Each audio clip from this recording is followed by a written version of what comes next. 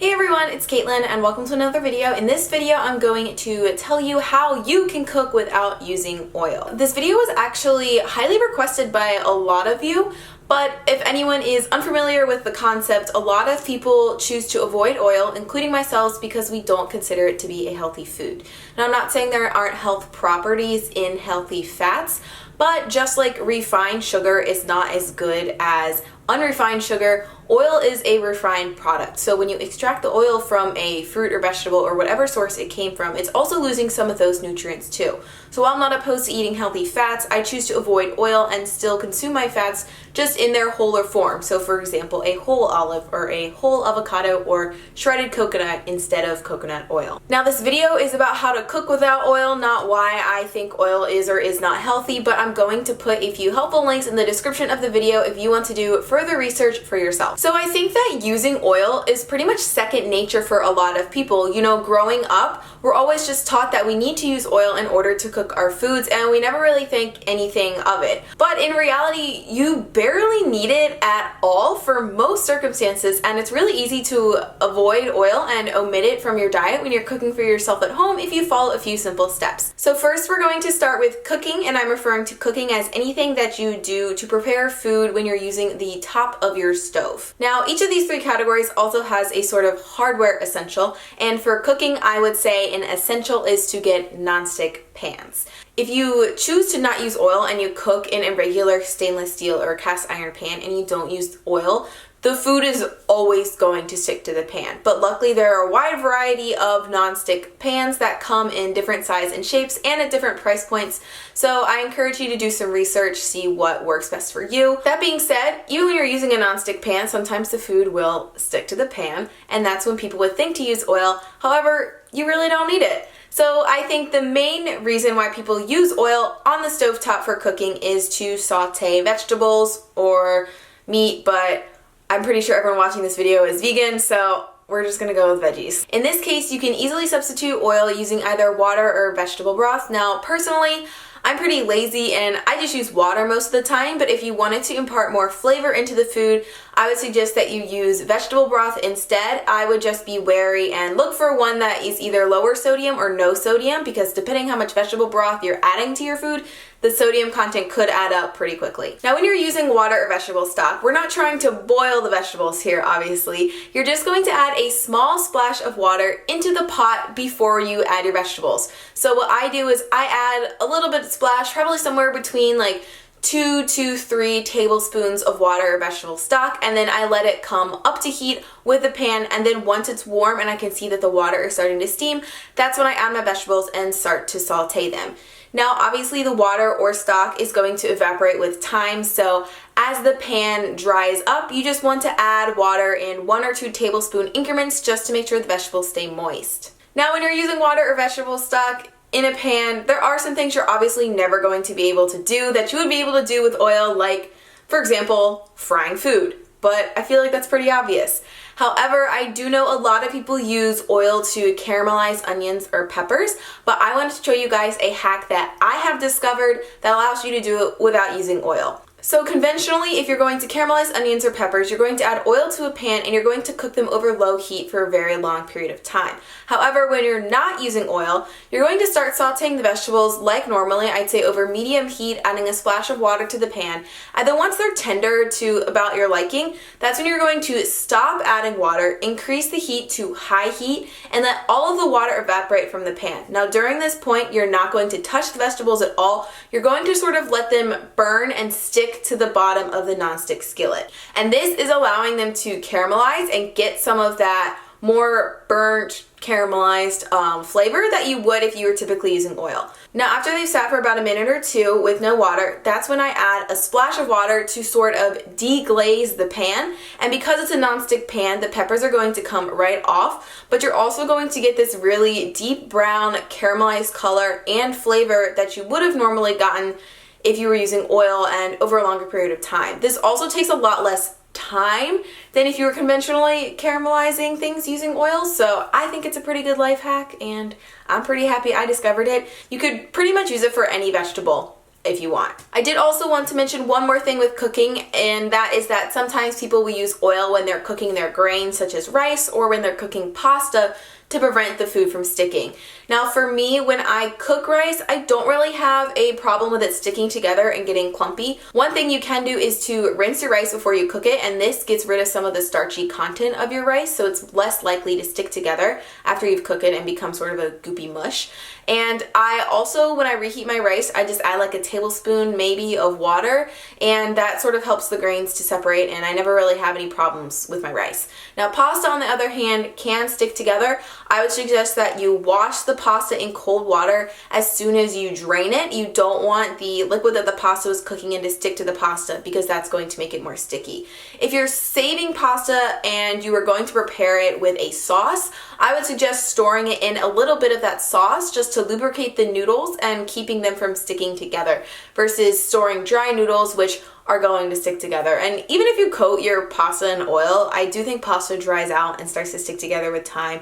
So it is somewhat inevitable, but you can prevent it using the methods I just talked about. Okay, so now we're going to move on to roasting. And when I say roasting, I'm referring to anything that you are using the inside of your oven for a longer period of time. So my hardware essential for this has seriously changed my life, and it is a non-stick silicone mat. You guys have seen me use this in a ton of different recipe videos. Now you can also use parchment paper instead of a reusable mat when you're cooking vegetables in the oven. However, I think that it's totally worth it to spend the extra few dollars and get the mat for a few reasons. First of all, parchment paper is going to burn if you're cooking something in the oven for a longer period of time. And if you're ever using the broiler in your oven, you cannot use parchment paper. It's going to turn black and it's going to catch on fire. I've learned the hard way. Don't do it. Parchment paper is not as eco-friendly as a silicone mat, and if you think about it, you're throwing it out after every time you use it, and if you just buy a silicone mat that you just wash and reuse basically forever, you're probably saving more money in the long run if you just purchase a silicone mat. I also think a silicone mat is great because the mat seems to get a little bit hotter than the parchment paper would, and when you put the vegetables on the silicone mat, that side tends to get really, really caramelized and has a great golden color and a crisp texture to it. I'm normally like a pretty humble person, but I make really good oil-free French fries. And honestly, I think the main reason is because I do use the silicone mat, and it allows me to achieve that layer of caramelization that I wouldn't be able to get with parchment paper. I also have a recipe video on how to make your own oil-free fries, so I'll link that here if you want to check it out. But basically, any vegetable, any tofu, any vegan product can be roasted in the oven without oil if you're using a silicone mat. It's so easy to clean off, and I've never had anything stick to it. It's magic. I love it. I seriously love it. It's one of my favorite kitchen tools. Now you may be wondering, Caitlin, how do I get the seasoning to stick to my vegetables or my tofu or whatever if I'm not using oil? Girl, I got you. Or guy, I'm not discriminating here. Most vegetables are actually moist enough where when you cut them, the seasoning will stick to them without the need of any other help. But I will say that some vegetables are drier when you cut into them. So for example, I think squash like zucchini, yellow squash, butternut squash, or if you're doing something like potatoes, those are all pretty moist once you cut into them. So I just toss those into a bowl, toss my seasoning on top, stir it around a little bit, and the seasoning sticks no problem at all. But something like sweet potatoes is a little bit more dry. So in that instance, I still chop the veggies up and throw them into a bowl, but then I'll just add anywhere from 1 to 3 teaspoons of water, depending on how many vegetables I have. After that, I just sprinkle my seasonings on top, mix everything together, and it also sticks, no problem. Now, I will say the downfall of not using oil is that your vegetables may either dry out a little bit on the outside, or they won't be as crispy as if you were using oil. And I mean, that makes sense because when you're coating the outside of something in oil, you're kind of like frying it on a small scale. The drying part is kind of inevitable, but it only happens with certain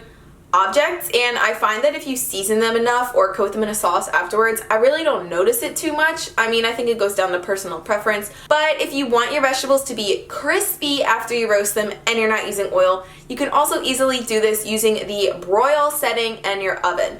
So the broil setting, instead of using the top rack and the bottom rack, only uses the top rack of heat coils. And when you're using a broil setting, you want it to be a dry heat, and you want the heat to be as close to the item that you're broiling as possible. So when you use the broil setting, for example, if you want to get your fries extra crispy and golden, you want to put your fries on the top rack of your oven as close to the coils as possible. Turn the broil setting on. I usually do it on high. And you want to keep your oven cracked open just a little. Most ovens will have sort of a setting or a stop at this point where you want the oven to be open, so you don't have to stand there and hold it or anything, but you do want the oven to be open because when you close the oven, this allows the vegetables to release more moisture, and the moisture is sort of trapped in the oven. But when you open the oven, it's more of a dry heat, and that's the heat that you want when you're broiling something and you want it to get crispy. And that is it for roasting. So now we're going to move on to baking. And when I say baking, I'm pretty much referring to any other cooking process, I guess. So when you're baking something in the oven, like maybe a lasagna or a casserole, and you don't want to use oil to grease the pan, my suggestion in that instance would just be to use a little bit more of the sauce that you're cooking the dish in and put that on the bottom of the pan, and it will prevent the more solid items from sticking to the bottom. Now this takes a little bit more experience, but it does come with time. If you're roasting something like vegetables and you don't want them to stick to the bottom of the pan,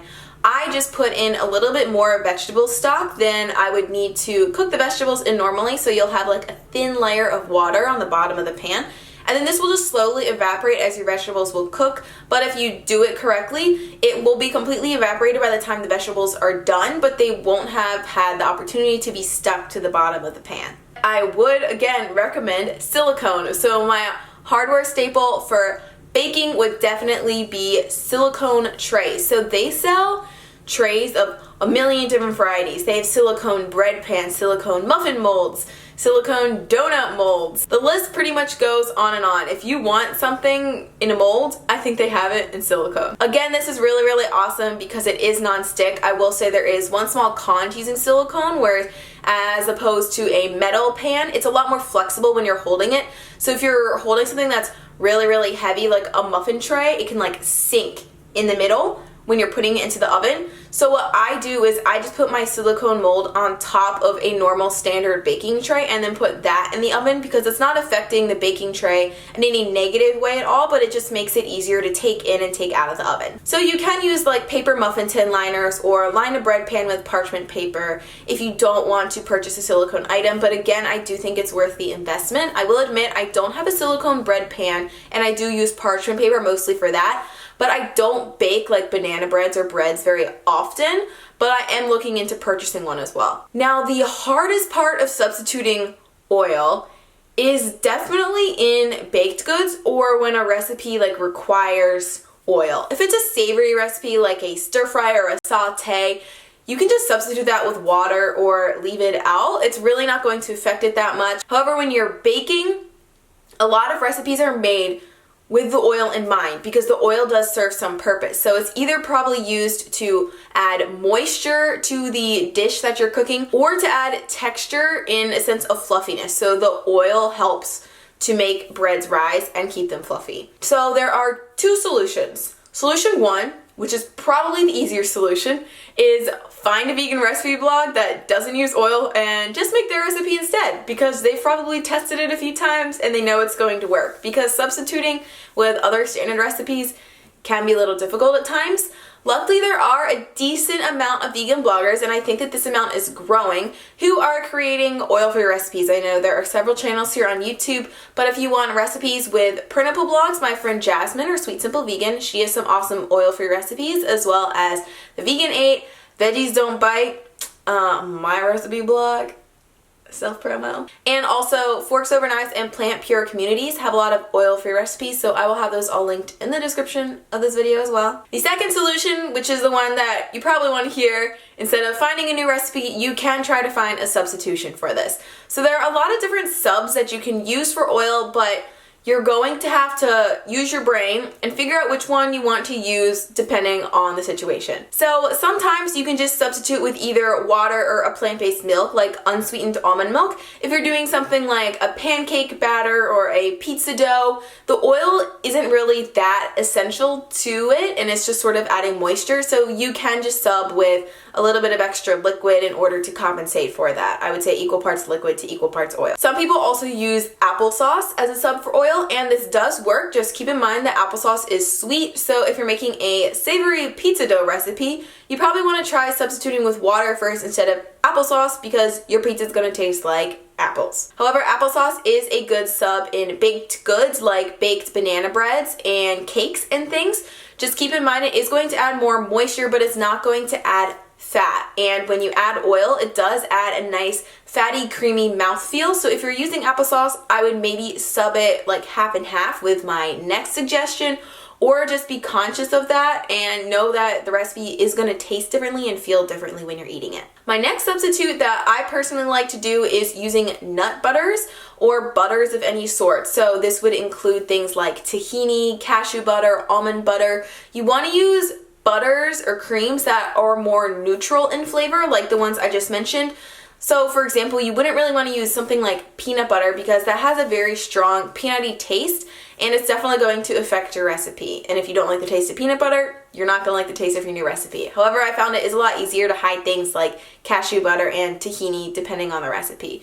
Another good substitute to use is coconut butter instead of coconut oil. So like coconut oil is the refined food, coconut butter is the whole food. It's just pureed coconut, and it still has a very high fat content, so you're able to substitute it one for coconut oils in recipes, and it has almost the exact same effect. So if you can find coconut butter, I would definitely suggest looking into that. And nut butters are good when you're substituting things in baked goods or cookies or brownies, things that are more rich in flavor, that you want to be dense, because if you substitute that with water or applesauce, it's probably going to be more fluffy and not going to be the outcome that you want. So finally, along the lines of baking, just two more quick tips I wanted to give you. Oftentimes when you're making a recipe, I would suggest adding around a teaspoon of apple cider vinegar to it if you want it to be fluffier. You can't taste the apple cider vinegar after the product is done cooking. However, the apple cider vinegar will react with the baking soda or the baking powder in the recipe in order to make it more fluffy, which is something that is usually lost when you take the oil out of a recipe. You can also experiment with aquafaba, which is the liquid that is in a can of chickpeas or other various beans.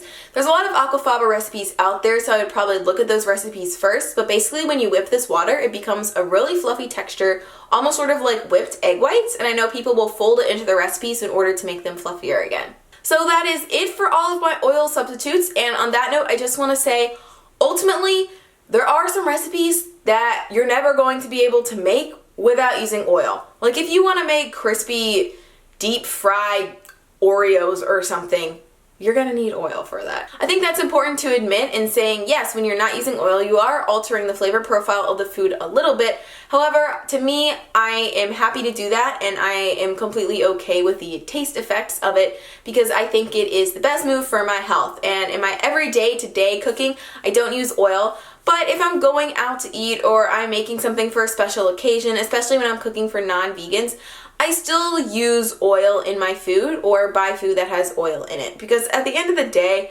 oil still tastes good, and as long as you're not eating it every day and downing buckets of it, I don't think a little bit on a special occasion is really going to hurt you in any way, shape, or form. So that is everything that I have to say about oil. I hope you guys found this video helpful and informative, and just in case, you don't want to watch this very, very long video again, I actually created a oil summary printout for you guys, and I'm going to have that up on my website, and you can download it for free if you want an easy printable for you to look at when you're baking, or just, to print out and put on your fridge for easy access. If you did find this video helpful, please share it with a friend and someone else who would be interested in this topic. And if you're not subscribed to my channel already, don't forget to hit that subscribe button right down there. I post new videos every week, including different vegan recipe videos, advice videos, vlogs, you name it, I have it, and if I don't have it, you can leave a video suggestion in the comments below, and I will try to film it for you. Alright guys, that sums up this video. Thank you so much for watching, and I will see you in the next one.